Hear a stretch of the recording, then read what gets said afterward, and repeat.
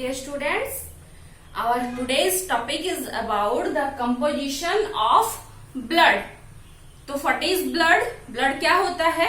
Blood is a fluid connective tissue. इसे fluid connective tissue क्यों बोलते हैं?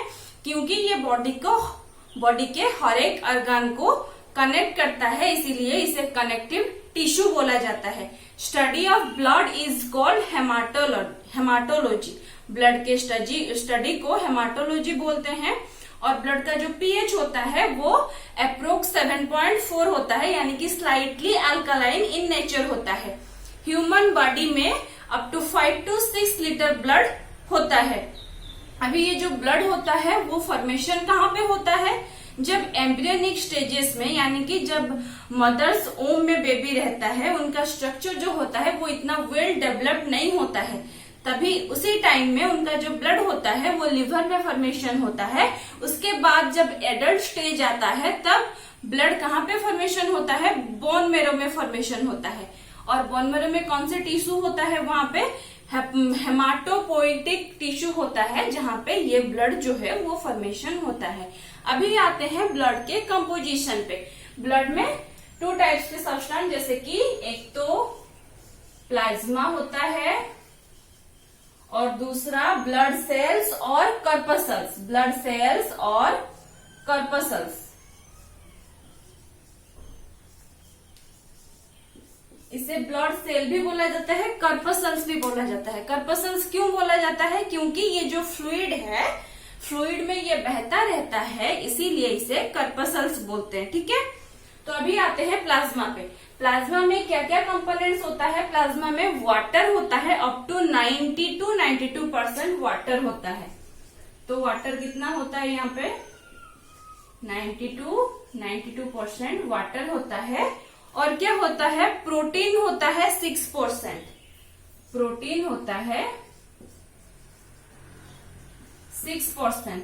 इस प्रोटीन के अंदर क्या क्या होता है? जैसे कि एल्बुमिन होता है, फिब्रिन होता है, थ्रोम्बिन होता है, प्रोथ्रोम्बिन होता है. ये जो फिब्रिन, थ्रोम्बिन और प्रोथ्रोम्बिन ये क्या करते हैं? ब्लड क्लोटिंग में हेल्प करते हैं. अभी ये लोग अगर ब्लड क्लोटिंग में हेल्प करते हैं तो हमारे बॉडी में चारों तरफ, यानी कि हर जगह ब्लड सर्कुलेशन होता रहता है. अगर अंदर कहीं पे ब्लड क्लोटिंग हो गया तो ये हमारे ऑर्गन्स के लिए, डिफरेंट ऑर्गन के लिए या फिर हमारे बॉडी के लिए ये हानिकारक हो सकता है. तो इसमें ना और एक प्रोटीन में है, उसका नाम क्या है? हेपारिन, जो कि बॉडी के अंदर ब्लड क्लोटिंग होने नहीं देता है. तो ये जो हेपारिन होता है ये बॉडी के अंदर ब्लड क्लोटिंग होने नहीं देता है. हेपारिन बॉडी के अंदर ब्लड क्लोटिंग होने नहीं देता है. अभी ये जो प्लाज्मा होता है ना, ये टोटल ब्लड का 55% होता है. प्लाज्मा जो होता है 55% होता है और ये जो कर्पसल्स होता है ये 45% होता है.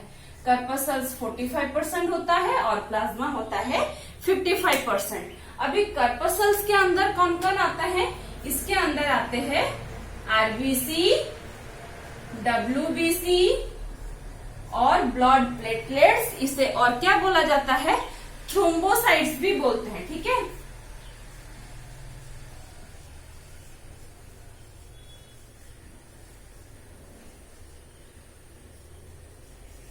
इसे ब्लड प्लेटलेट्स और थ्रोम्बोसाइट्स भी बोलते हैं. अभी आते हैं आरबीसी पे. आरबीसी जो है वो रेड ब्लड कर्पसल्स है. इसे और क्या बोला जाता है? एरिथ्रोसाइट्स भी बोला जाता है. आरबीसी जो है वो ई न्यूक्लियस है, यानी कि इसमें न्यूक्लियस प्रेजेंट नहीं होता है. और इसका स्ट्रक्चर कैसा होता है? ये सर्कुलर बायोकॉन्केव स्ट्रक्चर होता है आरबीसी का. इसके अंदर न्यूक्लियस नहीं होता है, इसीलिए ये फर्दर डिवाइड नहीं हो सकता. इसके अंदर क्या होता है? हीमोग्लोबिन होता है.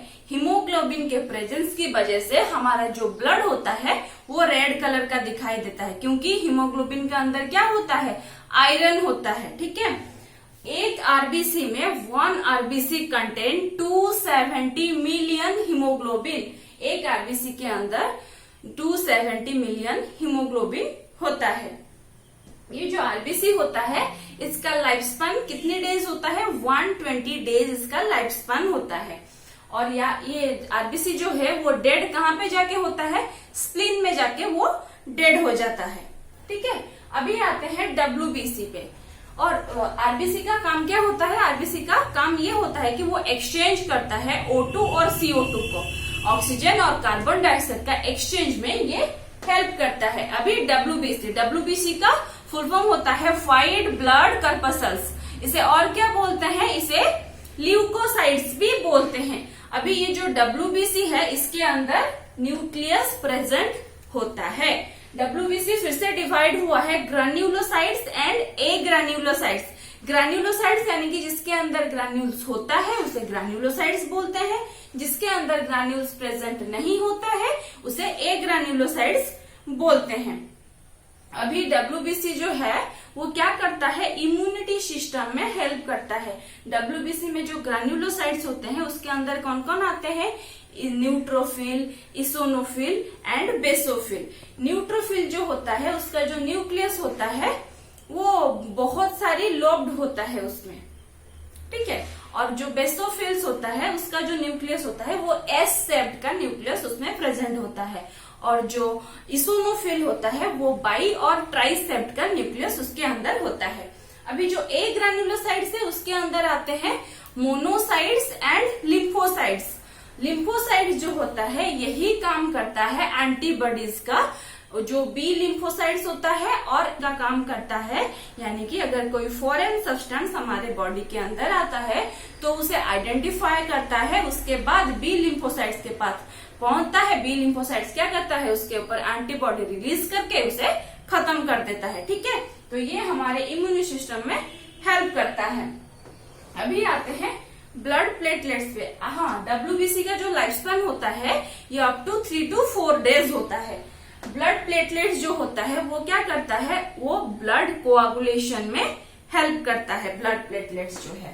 तो this is all about the composition of blood.